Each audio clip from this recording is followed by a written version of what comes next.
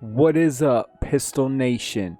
My friends, have you been struggling to build an awesome deck in MANASTRIKE? Well, look no further, my friends, because today is the day I give you the ultimate tips and tricks for deck building in Magic MANASTRIKE. Let's do this.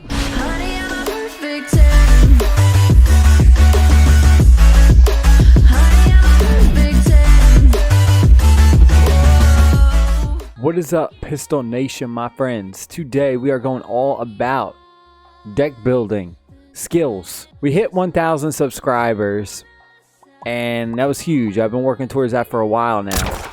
It's been like over a year. And I was just kind of like, okay, well, what's the next thing? Like, what do we work towards next?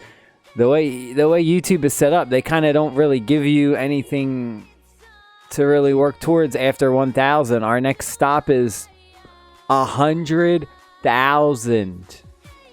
So that's our goal. We got our YouTube play button goal up there. Pistol Nation, I don't care. Not a lot of mobile gaming YouTube channels get really that big. There's not too many that are that big, but we gonna reach it one day.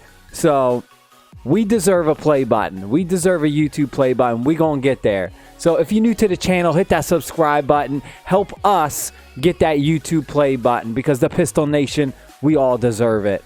We're taking over. Some deck building tips. I played a little bit of Yu-Gi-Oh back in the day.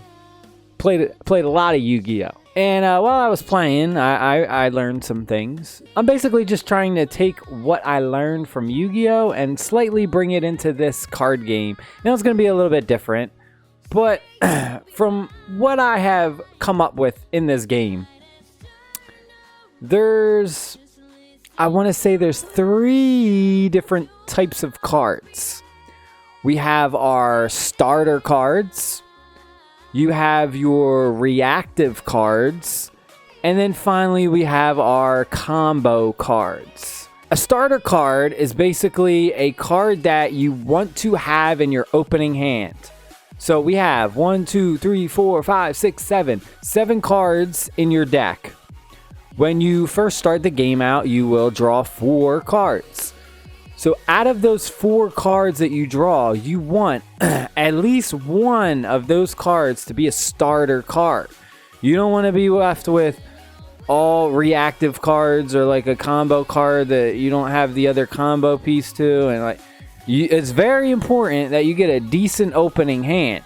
So you want to make sure you have at least 1, if not 2, starter cards in your opening hand. Next will be the reactive cards. Now, you're also going to want to have some reactive cards.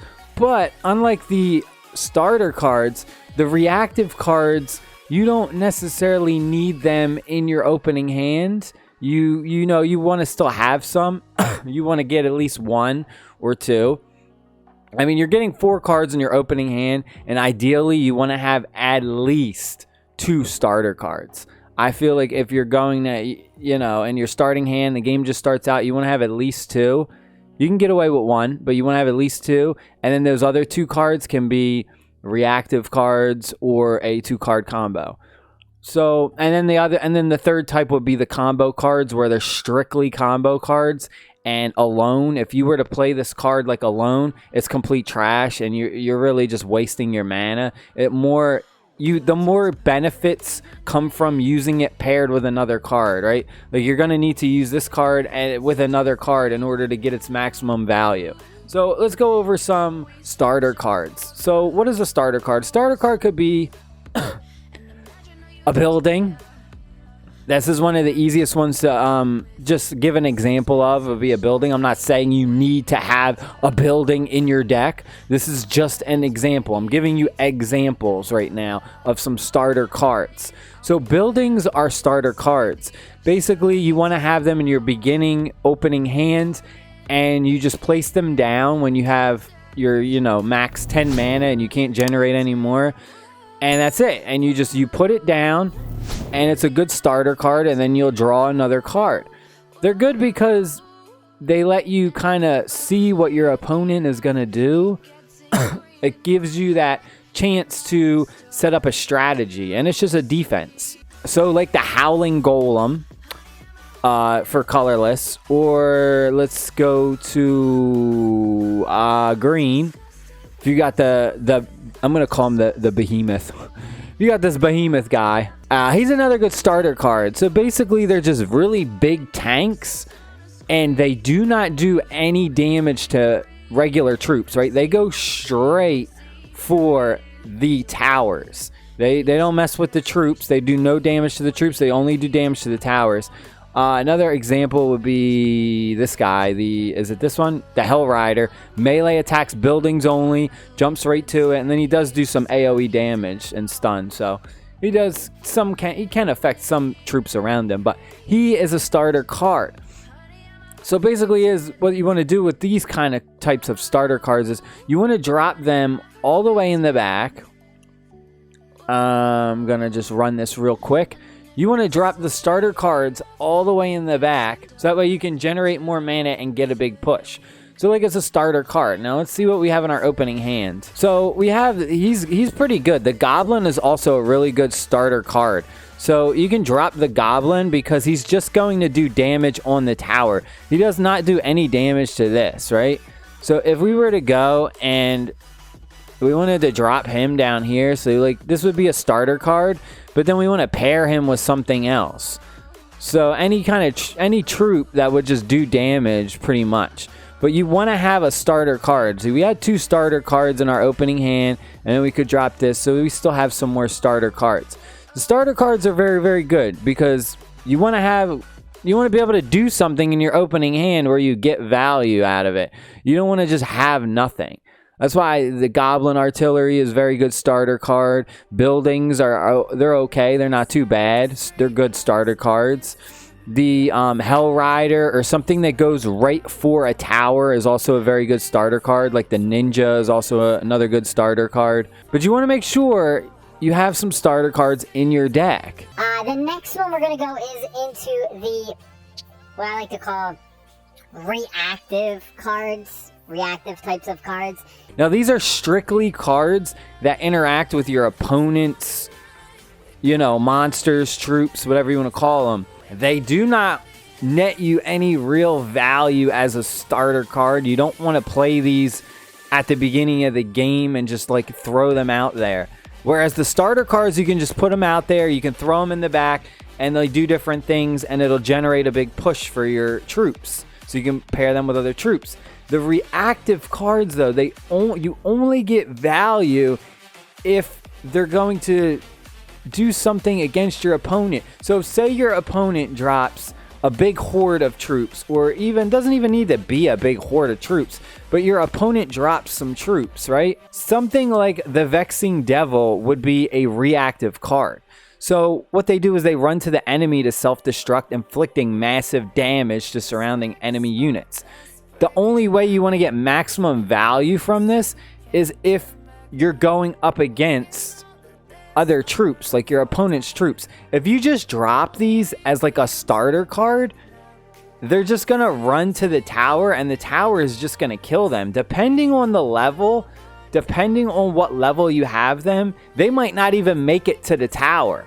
And that's the big difference that you have to understand is the reactive cards are too weak. Depending on the level, some of them can be weak enough to the point where they don't even make it to the towers. The towers just instantly will kill them, and you get no value. It's basically just wasted mana, right?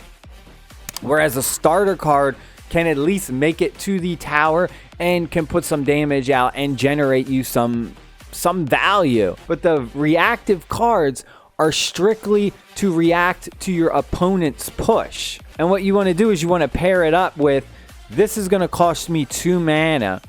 Can they take out my enemy troop an enemy troop that costed him more than 2 mana, because I want to have the mana advantage. But this was a great example of a reactive card because it's going to be reactive to what your opponent does. Another good reactive card would be something like the Dragon. But what it does is that melee AoE attacks enemy air and ground units, greatly increases attack when moving for a set duration after entering the battlefield. Now this is not just a reactive card. This could be a starter card because you could generate a push with it. The only thing is the HP is kind of low. 2000 is not, it could get burned pretty quick. But it's a very good reactive card. If your opponent is pushing with a big horde, you drop this. It does a lot of AoE damage. It's a reactive card. What else do we have? Let me try and show you some other like decks. The Terrain Elemental. This is a great reactive card. Your opponent drops some troops and you want to do AoE damage and immobilize them. You would want this. This is a reactive card. This is a card that you would want in your deck. You want to have some reactive cards. Like if we look at this deck, let me show you my green-black deck. I have my Behemoth guy as a starter card. I drop him in the back. I get a nice push with him. He absorbs damage and he does some damage to the towers. This is one of my reactive cards. The Walking Ballista. He can fall under both categories because too bad either way. He can be reactive because he puts damage out, but he could also be a starter if you drop him in the back and have someone else pushing with him. The Birds of Paradise. This is strictly a starter card. You're going to drop it in the back and it's going to generate you mana. It's not very reactive because it doesn't do anything else. It's very low HP, so it's not like you're going to get a big push out of it. And the attack is very low, 168.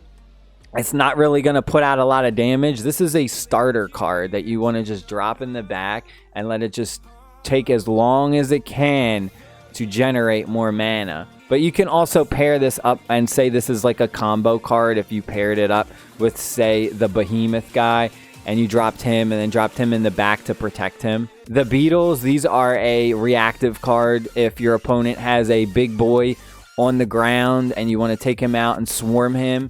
You put them Beetles, they put out that work. This is a good reactive card.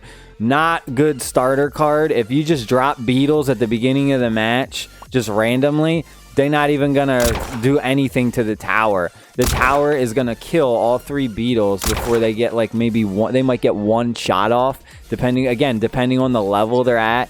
They might get one hit on the tower, if that. But that's not how you want to use it. These are reactive. You want to react to your opponent's cards with this kind of card. The Spirit, again, this is also a reactive card. You don't want to just drop this. Very low HP. It's just going to die instantly. It's reactive. And then we have this guy. This guy I was just throwing in here. He's not necessarily a starter card. He's more of a in-between. I mean, you could start with him, but again, you're not going to get any value. This is more reactive. So as you can see, I only have one. I have one right here. I have this Behemoth. I have the Birds of Paradise. So right now, I only have 2 starter cards. And you don't want to have an opening hand where it's like 1, 2, 3, 4, and I got no starter cards. So I would definitely want to change this one to another starter card. Another thing to talk is spells.